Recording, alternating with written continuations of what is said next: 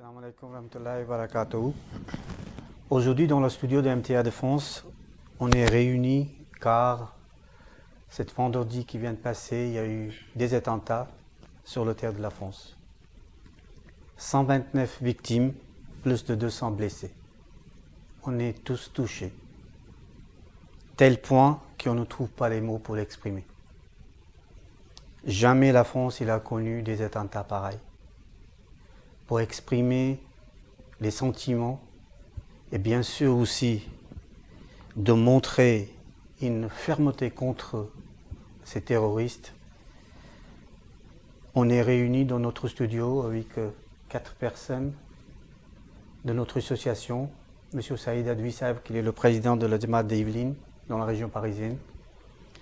Notre missionnaire en charge, Nassi Shah Saeb, secrétaire prédication, M. Omar Ahmed Saeb, et Asif Arif Saeb, qui est le secrétaire national des affaires extérieures. Par ces moments de douleur, le même temps, si je dis que mon cœur, autant que le président national de l'association Ahmadiyya en France, il est déchiré, le même temps, je le dirais aussi que le soutien sans faille avec les familles des victimes et bien sûr aussi l'autorité de la France, les forces de police et bien sûr aussi le reste des associations, des personnes qui viennent en aide à toutes les victimes. Alors je vous demanderai à chacun de vous d'exprimer à votre tour quels sont vos sentiments, qu'est-ce que vous le sentez et quel type d'islam ces gens-là ils présentent et comment on devait être fidèle vers un pays qui s'appelle la France. Monsieur Saïd Advi Saeb. Assalamu alaikum. Oui, comme vous l'avez dit, Amir Saab, c'est un moment de très grande tristesse. Pour nous tous, moi en particulier, je voudrais dire à toutes les familles nos condoléances les plus sincères, parce que nos sentiments et notre esprit va d'abord envers elles. On a tous été très choqués par ce qui s'est passé. De plus, ces actes de guérilla, véritablement, ont provoqué un choc national. Et comme l'a dit le président, je pense qu'il faut vraiment être dans l'unité nationale au jour d'aujourd'hui. Et donc, mon premier sentiment, il va envers ces familles, envers leurs proches et envers le peuple français. Et effectivement, si on regarde que nos compatriotes ont dû subir, on fait partie de ce pays, ces attaques, on est profondément concerné par cela, en tant que musulmans, en général, mais en tant qu'Ahmadi, musulmans Ahmadi en particulier. Ça nous amène justement à ce que vous disiez concernant la loyauté envers la patrie. Et avant d'introduire ce sujet, mon sentiment, il est d'abord de dire à nos frères musulmans, à l'ensemble du peuple français aussi, que la croyance musulmane, la croyance dans notre foi islamique, nous demande d'avoir un respect et une obéissance sans faille envers les dirigeants de notre pays. En particulier dans des moments pareils, on se doit d'être derrière notre nation. Ça fait partie intégrante de notre foi. Le saint prophète Mohammed sallallahu alayhi wa sallam nous a dit que l'amour pour sa patrie fait partie de la foi.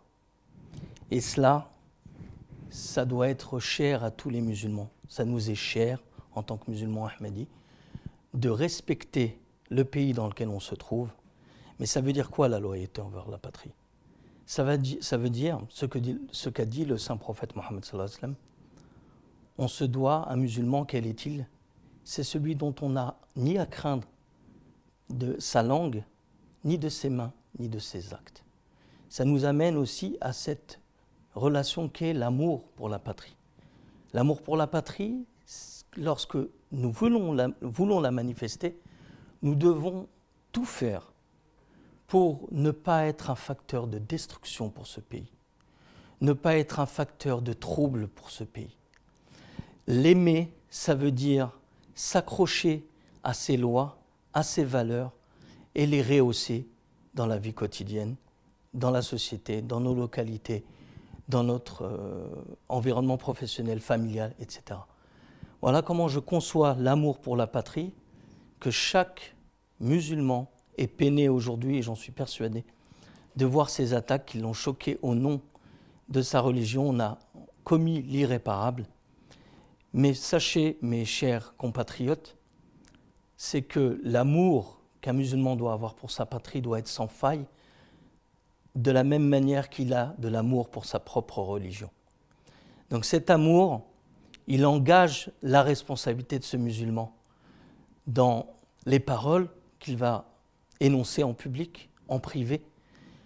Ça va l'engager dans les actions qu'il va mener au sein de ce pays. Ça va l'engager dans toutes les sphères d'activité où il aura à exercer son influence. Donc pour moi, l'amour de la patrie est véritablement ce qu'on doit retenir aujourd'hui comme étant celui qui va cimenter la nation française. Et à cela, je voulais finir en disant que moi, en tant que musulman ahmadi, je réitère mon soutien complet au gouvernement actuel dans sa position de maintenir l'unité nationale. Je renouvelle ma confiance aux valeurs que le peuple français a d'humanité, d'humanisme, d'accueil et de respect des individus. Je suis fier d'appartenir à ce pays et au jour d'aujourd'hui, j'aimerais que mes compatriotes comprennent que les musulmans sont derrière eux et ils se battront aux côtés d'eux dans les combats contre l'extrémisme, contre ce genre d'idéologie destructrice. Donc ça, c'est ce que je voulais dire concernant mes sentiments et mes émotions sur cet acte. C'est notre missionnaire en charge. Merci. Assalamu alaikum wa rahmatullahi wa barakatuhu. Je aussi présente l'expression de mes condoléances le plus attristées à ceux qui sont blessés et aussi les victimes, les familles des victimes de ces attentats. Mais je voulais dire la même chose, c'est-à-dire le même temps, que cette expression n'est pas seulement prononcée par la bouche, mais je voulais assurer tous les Français que les membres de la communauté Ahmadiyya ont vécu au passé et toujours continuent à vivre la même douleur à cause de leur foi, soit au Pakistan, soit dans certains pays où il y a les fanatiques qui toujours essayent de persécuter d'une manière ou l'autre aux Ahmadis, et ils n'hésitent pas même d'inciter le public pour massacrer les Ahmadis. Il y a des lois aussi contre nous dans certains pays. Donc, lorsque nous parlons de nos sentiments, alors c'est du fond de notre cœur. Parce que ce sont les mêmes fanatiques et les terroristes qui sont en train de massacrer les membres de notre communauté dans certains pays. Mais en même temps, nous devons essayer de faire, je dirais, à tous ceux qui suivent ce programme, de faire une distinction entre certains musulmans égarés et qui ont de la folie et les enseignements de l'islam. Dieu dit dans le Saint-Coran que tu es une personne et comme tu es l'humanité entière. L'islam n'a jamais mentionné d'être offensif. Le prophète de l'islam a enseigné et éduqué ses suivants. Si quelqu'un est vraiment parmi ses suivants, il doit prêter, c'est-à-dire à ses paroles, ses oreilles. Que même dans la guerre défensive, dans les champs de bataille, le prophète sallallahu alayhi wa sallam a dit de ne pas toucher les femmes, les vieux, les enfants et les religieux. Même dans la guerre, un musulman n'a pas la permission de les toucher. Il a dit même de ne pas trancher les arbres, de ne pas brûler les maisons. Donc comment un musulman, si quelqu'un a une, c'est-à-dire moindre prise de conscience et le respect pour l'islam, à laquelle il montre son appartenance, pour songer à massacrer sans merci, sans aucune discrimination, les innocents qu'il ne connaît pas. Il n'a aucune affaire avec ces gens-là. Alors c'est horrible, c'est complètement, c'est-à-dire contre tous les enseignements de l'islam. Il y a une parole du prophète sallallahu alayhi wa sallam qui dit « Al-Muslimu man salima an-nasu min lisanihi wa yadihi wal mu'minu man amanahu an-nasu ala dimaihim wa amwalihim » Ça signifie qu'un musulman est celui qui épargne les gens de sa main et de sa langue. Et un croyant est celui qui assure la protection de la vie et des biens des autres. Alors comment les auteurs de ces actes barbares, c'est-à-dire pour être considérés, c'est-à-dire les musulmans, voire les êtres humains. Ici, je veux mentionner que depuis certain temps, le chef spirituel de la communauté islamique Ahmadiyya mondiale, Hazrat Khalifatul Masih, le 5e calife de la communauté, est en train de présenter les enseignements, vrais enseignements de l'islam au monde, et dans différents forums, jusqu'à ce qu'il a écrit des lettres aux différents dirigeants du monde, surtout ceux qui ont le pouvoir de faire quelque chose dans le monde, y compris le président de la France. Et dans ces lettres, il a particulièrement mentionné, et le conseiller, il a prié comment vous pouvez réagir ou agir dans différentes circonstances pour faire la paix dans le monde. Sinon, il a averti. Si nous, c'est-à-dire, nous ne sommes pas conscients de la gravité de ces problèmes, la Troisième Guerre mondiale est imminente. Et les gens, aujourd'hui, ils ont commencé à parler, c'est-à-dire quelques mois ou maintenant. Mais le calife de la Jamaat, de la communauté musulmane Ahmadiyya, depuis des années, il est en train d'avertir le monde entier. C'est pour cela, lorsque nous voulons parler de sécurité ou de protection de la vie des êtres humains, et lorsque nous parlons des attentats faits par les terroristes, nous ne devons pas mélanger deux choses, l'islam et les musulmans, c'est-à-dire malmenés et égarés. Sinon, il n'y aura pas de solution de ces problèmes dans le monde. À la fin, je voulais lire quelque chose, quelques phrases du fondateur de la communauté musulmane Ahmadiyya, Hazrat Mirza Ghulam Ahmad de Qadian. Il dit « Les musulmans sincères n'ont jamais été d'avis que l'islam devrait être propagé par l'épée.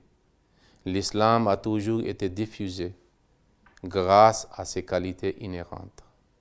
Ceux qui, tout en se déclarant musulmans, cherchent à répandre l'islam par le moyen de l'épée sont ignorants de ses propriétés distinctives. » Puis il a mentionné un principe. Il dit « Notre principe directeur est de faire montrer de sympathie envers toute l'humanité. Je le dis en toute vérité, qu'il n'est pas de notre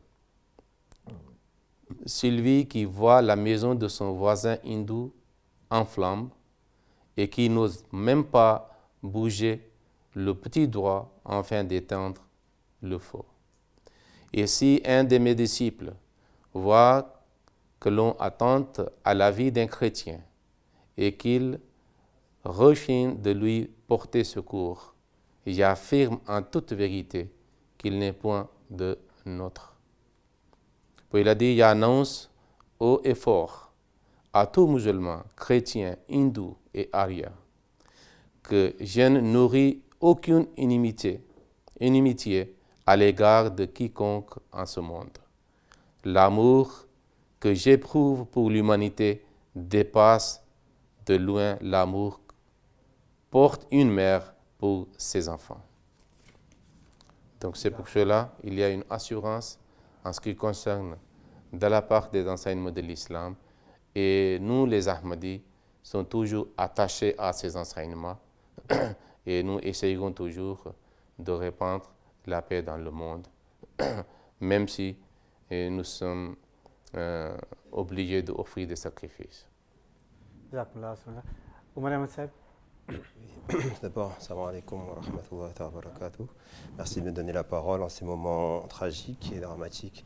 Je me joins à mes frères pour exprimer toute ma solidarité et toutes mes pensées les plus profondes aux familles des victimes qui sont d'autant plus proches qu'elles font partie du territoire national. Et en tant que Français moi-même, je me sens des plus attristés car c'est vrai que non seulement ils ont porté atteinte à des compatriotes, mais en plus de ça, ils ont porté atteinte à une religion qui est aussi éloignée du terrorisme que l'est la terre du ciel. Et par leurs actes infâmes, ils sont en train de donner une image des plus répugnantes de ma religion. Et en ce sens-là, ils commettent un double attentat qui est innommable. Et c'est vrai que dans ces conditions, il est important de dire à nos compatriotes que l'islam, ce n'est pas ça. Et on sent quand on va au contact des gens au quotidien qu'ils ont besoin de l'entendre, que tout le monde sait, toute personne sensée sait que non seulement l'islam, mais aucune religion ne véhicule la haine, ne peut promouvoir des actes aussi barbares. Et dans ces conditions-là, nous, la communauté musulmane Ahmadiyya, on se met à pied d'œuvre justement pour faire des actions et organiser des manifestations pour montrer ce qu'est l'islam. Parce que loin d'être un problème, c'est plutôt une solution. Et ces terroristes, en faisant ce qu'ils font, non seulement ils sont en train de détruire l'image de cette religion bénie, mais en plus ils empêchent ceux qui voudraient pouvoir découvrir les solutions qu'apporte cette religion, ils leur empêchent de venir et boire à cette fontaine-là.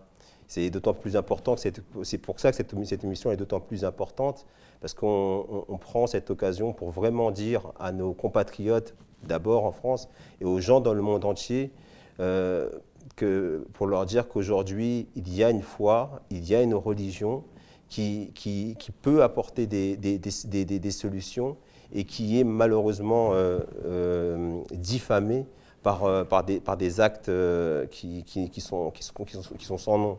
Et ici, je voudrais citer quelques paroles de notre bien-aimé calife Ayatollah Ben Nasr Aziz, qu'Allah l'aide, où justement il nous explique que pour véritablement aimer Dieu et l'islam, cela requiert d'aimer sa nation. Et le saint prophète sallallahu alayhi wa sallam de dire que l'amour de la patrie est une composante de la foi. Il est donc clair qu'il ne peut y avoir de conflit d'intérêts entre l'amour d'une personne pour Dieu et l'amour pour son pays. Ici, c'est important de le dire parce que souvent, c'est des questions qui reviennent et qui vous disent « mais vous musulmans, vous insistez tellement sur l'importance de la loi islamique, de la charia ». Entre guillemets, souvent la charia, on y met tout et n'importe quoi par rapport aux savants mal guidés qui en donnent une mauvaise définition. Mais ici, il faut être clair que la charia, la loi islamique, est de l'ordre du privé, de la relation privée. Elle régit un code moral pour le croyant. Et en ce sens-là, il ne peut y avoir de conflit entre la loi coranique et les lois du pays. Et d'ailleurs, le calife, il va même plus loin. Il dit si effectivement, justement, certains de nos compatriotes pourraient penser, mais regardez, ils sont musulmans, ils sont tellement attachés à leur religion, si jamais il devait y avoir un conflit entre un pays musulman et un pays non musulman, est-ce que ces gens-là seraient vraiment fidèles à la patrie? Et regardez, la réponse, elle est vraiment très belle. Elle est de dire que le musulman, il n'est pas quelqu'un qui est obtus et qui agit sans la justice. La justice est au cœur de l'islam. Et par rapport à cette justice, le rôle, le devoir du musulman, c'est de stopper, d'arrêter tout acte cruel. Et s'il le faut, de prendre les armes pour arrêter, pour stopper la cruauté. Ainsi, que ce soit une nation musulmane ou non musulmane qui attaque notre patrie, si aujourd'hui ces nations-là font preuve d'injustice et veulent détruire des valeurs qui sont les nôtres, il est du devoir du musulman de servir sa nation, de servir sa patrie. En ce sens-là, il est important de comprendre que nous, musulmans ahmadis, nous serons toujours côte à côte de notre gouvernement, de notre président, de notre État, pour défendre les valeurs qui sont les valeurs même de l'islam. Et cela, même s'il le faut, contre des musulmans. Parce qu'encore une fois, les actes qui sont perpétrés au nom de l'islam ne sont pas des actes qui sont justifiés et qui ont l'approbation de la religion de l'islam. Le saint prophète Mohammed a même dit, lorsqu'il a envoyé un émissaire, il a laissé un écrit, une espèce de témoignage, où il a demandé à tout musulman de protéger les évêchés, les moines, les églises, et en disant de même aller jusqu'à leur apporter notre aide pour reconstruire les biens ecclésiastiques qui sont abîmés. Et il a dit que celui qui expulse un évêque de son évêché, un curé de son église, eh bien cette personne-là, elle n'est pas de la communauté de l'islam. Alors maintenant, ne serait-ce que expulser une personne de son lieu de culte. Alors imaginez-vous, une personne qui entre dans un endroit et qui tue un innocent, est-ce que cette personne-là peut être considérée musulmane au sens du saint prophète Mohammed? Ce n'est pas possible. C'est des actes qui sont, encore une fois, je tiens ici à le dire avec force et avec conviction, ces actes-là ne sont pas de l'islam. Mes chers amis, mes chers compatriotes, j'ai grandi dans cette nation, je suis né dans cette nation, je suis un Français, je ne me reconnais pas du tout dans cette religion qui n'est pas la mienne. L'islam veut dire paix, veut dire vivre en paix et apporter la paix à autrui. C'est ça l'islam. Ce n'est pas les actes barbares de ces groupuscules qui n'ont en réalité des intérêts politiques, économiques, égoïstes, qui ne servent que les leurs et non pas la paix, l'amour, la fraternité, la solidarité. Merci beaucoup, Moussef. Je demande à Asif Arif d'exprimer. Assalamu alaikum à tout le monde. Alors, moi, par rapport à ces événements, bien évidemment, on présente nos condoléances à toutes ces familles qui souffrent aujourd'hui d'avoir perdu leurs proches. Et même une émission avec un format d'1 heure, ça serait un peu compliqué pour résumer toute la tristesse qu'on a lorsqu'on voit ces images. Peut-être 3 séries d'observations sur les événements qui se sont passés. La première, c'est que je vous avoue que, et c'est une observation personnelle, que quand on voyait le début de ces images défiler à la télé, et je ne pense pas que je sois le seul à avoir été dans cette position, on se disait pourvu que ce ne soit pas un musulman. Mais en fin de compte, quand on réfléchit bien, ce n'étaient pas des musulmans. Puisque comme ils viennent de nous le démontrer, l'amour de sa patrie fait partie de sa foi, comme il a très bien été expliqué par le missionnaire, par Omar Saeb, par Saïd Saeb, l'ensemble des préceptes islamiques ici ne sont pas respectés, donc heureusement, ce n'étaient pas des musulmans justement. Et toutes ces personnes qui sont traversées par cette idée de se dire « Ah, pourvu que ce ne soit pas des musulmans », eh bien, il ne faut pas qu'elles pensent de cette manière-là. Il faut justement peut-être réorienter ce système de pensée et se dire que de toute façon, ces personnes ne peuvent pas faire partie de l'islam. Et puisqu'elles ne peuvent pas faire partie de l'islam, ben, on ne peut pas les qualifier de musulmanes. Et puis, tout acte qui serait contraire à l'humanité est contraire au Saint-Coran, est contraire à l'ensemble des principes qui sont évoqués, même dans le comportement du prophète de l'islam. Et ça, encore une fois, ça a été très bien rappelé. Alors, la deuxième série d'observations, c'est par rapport au gouvernement. Évidemment, c'est la loyauté. Nous, on suit fidèlement la politique de notre pays. Il y a une attaque, il y aura une riposte, tant qu'elle est proportionnée, qu'elle est justifiée et qu'elle est juste. Bien évidemment qu'on sera derrière notre nation, puisque la loyauté veut que l'on soit derrière elle. Mais une remarque toutefois, c'est que le gouvernement doit aujourd'hui trouver une alternative crédible à l'islam qui est aujourd'hui, l'islam entre guillemets, puisqu'on vient de le dire, c'est pas vraiment l'islam, mais cette violence, en fait, il faut lui trouver une alternative crédible. Et cette alternative crédible, c'est l'Ahmadiyya. Et on n'arrête pas de le revendiquer sur toutes les chaînes de télévision, c'est que l'alternative crédible aujourd'hui à ces personnes qui tuent des gens, à ces personnes qui tuent en plus en se considérant comme étant islamiques, eh bien c'est un mouvement qui est vraiment islamique, qui est le mouvement Ahmadiyya en islam. Et je pense que, justement, Bissab le rappelait, c'est que le calife de la communauté musulmane Ahmadiyya, on part au final du même postulat. Daesh a revendiqué un soi-disant califat. Ici, vous avez une alternative avec un vrai califat. Alors pourquoi pas prendre le temps de diffuser les messages de paix que ce calife est en train de faire, parce qu'il se démène depuis des années. Depuis des années, il est sur tous les fronts. Il est en train de parler de la loyauté, il est en train de parler du djihad, il est en train de parler de l'ensemble des problèmes que traverse le monde musulman. Cette soi-disant, les gens revendiquent un système de réforme, etc. Mais en fait, la réforme, il n'y a aucune réforme. Le Coran se suffit à lui-même et c'est ce que ce calife, c'est ce que ce leader en fait musulman essaye d'exprimer depuis des années désormais. Donc il faut que le gouvernement se rende compte qu'il y a des alternatives crédibles à ce qui est en train de se passer aujourd'hui en France. Et cette alternative crédible, on ne peut que la trouver aujourd'hui dans le mouvement Ahmadiyya en islam. Et le troisième élément d'observation, c'est un élément qui serait lié peut-être à la couverture médiatique. Si on réfléchit à ce qui entoure un peu les problèmes qui sont actuellement, qu'on est en train de traverser dans le monde, on se rend compte que peut-être que nos médias couvrent 10 fois sur 12 Daesh, mouvement violent, Al-Qaïda, ça va toujours être des personnes et toujours on rattache des termes comme islamiste, comme djihadisme, comme... vous voyez, tous ces termes en fait qui génèrent un semblant d'islam derrière tout ça. Mais c'est vraiment qu'un semblant d'islam parce que les médias ont tort de le faire et puis ces personnes ne peuvent pas s'en revendiquer. Donc on est dans un système de serpent qui se mord la queue. Donc il faut à tout prix en fait qu'on arrête ce cercle vicieux. C'est-à-dire que les médias devraient arrêter d'utiliser par exemple pour parler de personnes qui sont des terroristes au sens pur et littéral du terme, d'utiliser le terme djihadiste par exemple, d'utiliser le terme islamiste par exemple. Il faudrait arrêter d'utiliser ces termes et utiliser simplement le terme de terroriste. Et puis l'appel à la communauté médiatique mondiale, c'est qu'on veut mieux que ça.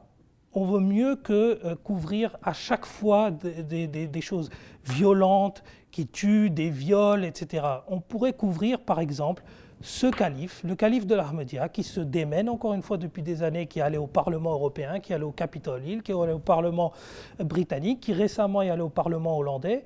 Donc il faut couvrir toutes ces initiatives, parce que c'est des initiatives qui appellent vraiment à la cohésion sociale, à la paix. Et le radicalisme, par exemple, l'alternative, encore une fois, on peut la trouver dans l'Ahmadiyya. Le calife a dit pas plus tard qu'il y a très peu de temps sur une chaîne de radio anglaise, c'est qu'il faut surveiller les mosquées, point à la ligne. C'est-à-dire qu'il faut déterminer qui est derrière tout ça, s'il y a un discours violent et radical ou pas. Et de toute façon, le fait de surveiller et de le dire, ce n'est pas considéré comme de l'espionnage. Donc, à partir de ce moment-là, pourquoi ne pas prendre les solutions que propose l'Ahmadiyya ? On est conscient que pour la presse francophone, peut-être que c'est une communauté qui est petite ou quoi que ce soit. Mais l'alternative, elle n'est pas petite. C'est l'alternative qu'il faut regarder et pas le nombre numérique de la communauté. Et l'alternative, c'est la paix dans la société. Donc en fait, c'est plutôt un message d'alternative que moi, je voulais faire passer au gouvernement, aux Français, et en leur disant également que vraiment, nous, on est assis là et on est prêt à échanger avec eux, on est prêt à aller à leur rencontre, on est prêt à faire tout ce qui est en notre pouvoir, justement, numériquement, avec ce qu'on a.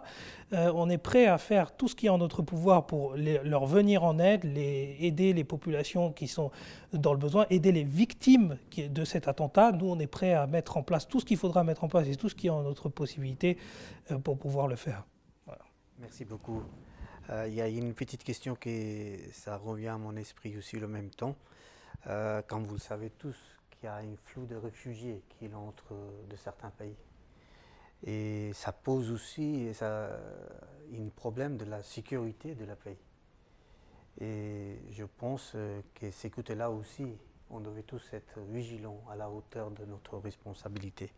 Mais l'islam, Marabi Saheb, je demande à Maulana Nassir Saheb, quelles solutions l'islam présente pour retrouver la paix et l'harmonie dans une société? Et l'Ahmadiyya, il dit quoi? Quels sont les enseignements de l'islam pour la paix, pour que la société, tout le monde, c'est-à-dire chrétiens, musulmans, juifs, bouddhistes, chaque personne, même des athées, on peut vivre ensemble avec une harmonie totale?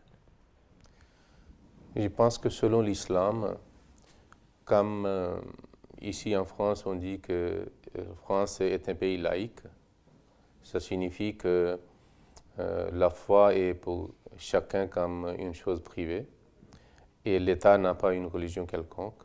L'État voit tous les citoyens avec même œil. Alors ainsi, on doit respecter la foi ou la pratique religieuse de quelqu'un. Et tout le monde a les libertés, comme on dit ici en France, il y a la liberté. Nous voyons qu'à Médine, c'était une société, la première société islamique, et le prophète de l'islam, sallallahu alayhi wa sallam, a été considéré comme le responsable de cette société. Et là-bas, il y avait des juifs, il y avait des chrétiens, des païens, il y a certains qui n'avaient aucune religion, et les musulmans aussi, immigrés et les habitants de Médine. Mais le prophète, sallallahu alayhi wa sallam, avait fait, c'est-à-dire des certaines règles, et une des conditions était que tous les citoyens de Médine ou de cette société ont des droits égaux. Il n'y a pas une discrimination à cause de la religion. Deuxième point, la société ou un pays doit avoir un principe de respecter tous les prophètes ou les fondateurs de différentes religions. C'est très nécessaire, même si l'État n'a pas de religion, mais doit assurer que tous les prophètes ou les fondateurs de différentes religions doivent être respectés. Pourquoi? Même si l'islam ne mentionne pas une punition quelconque de blasphème. L'islam dit, lorsque le blasphème est commis, vous ignorez. Le prophète n'a jamais puni quelqu'un, blasphème commis contre lui pendant sa vie, durant sa vie.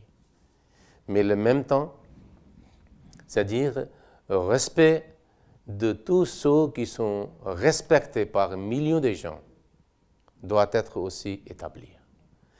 Parce que si vous ne le faites pas, il y a certains qui sont égarés, qui ont différents motifs et différents intérêts dans le monde pour abuser, c'est-à-dire cet élément. Okay? Et ils peuvent se venger de certains peuples en utilisant, c'est-à-dire cette idée, ce point. Et ainsi, on peut supprimer leur intention. Que le respect, par exemple, il y a certains fanatiques qui utilisent ça. Qu'il y a eu des blasphèmes dans tel et tel pays. Donc, c'est notre réaction. Mot de la fin. Vous voulez rajouter quelque chose peut-être? C'est bon. Omar Saheb? Marabi, ça va tout dire, je pense. Oui, alors, simplement pour rebondir sur cette question, je voulais simplement mentionner également un ouvrage qui est fondamental aussi pour la paix dans la société, qui est un ouvrage qui a été écrit par le fondateur de l'Ahmadiyya, Hazrat Mirza Ghulam Ahmad, qui est le message de la réconciliation. Je pense que le message qui est contenu dedans est tellement fort notamment où le Messie promis mentionne à un moment donné qu'on est prêt, certains musulmans devraient se tenir même prêts à ne plus manger de viande pour respecter la tradition des hindous. Et je pense que c'est le message dont aujourd'hui même la France a besoin. Donc voilà, c'est juste une invitation à peut-être lire également cet ouvrage qui est un bel ouvrage. Merci beaucoup à tous les quatre d'être ici pour consacrer votre temps qui est si précieux. À la fin, merci beaucoup et encore une fois, face à cette tragédie, je crois que la seule chose qu'on peut le faire pour l'instant, c'est que de prier. Et prier aussi, bien sûr, le même temps, les familles, ceux qui ont perdu leur chair, et bien sûr, le prier aussi pour notre cher pays, la France, et prier aussi pour les forces de l'ordre et bien sûr aussi pour l'État français, car c'est notre pays. Et quelles que soient les raisons de la vie il devait continuer, mais on devait retirer la leçon d'aujourd'hui, que plus jamais celle-là on le vivra. Mais ça peut le faire si tous ensemble, la même force, ensemble on peut travailler et de soutenir notre bel pays, la France. À la fin de cette émission, vous allez vous écouter le message de la communauté Ahmadiyya de son 5e calife, Aïd Allah bin Nasr al-Aziz. Je remercie encore une fois, qu'Allah nous aide, qu'Allah aide à toutes les familles, ceux qui ont perdu, qu'Allah aide la France. Salam alaikum wa rahmatullahi wa barakatuh.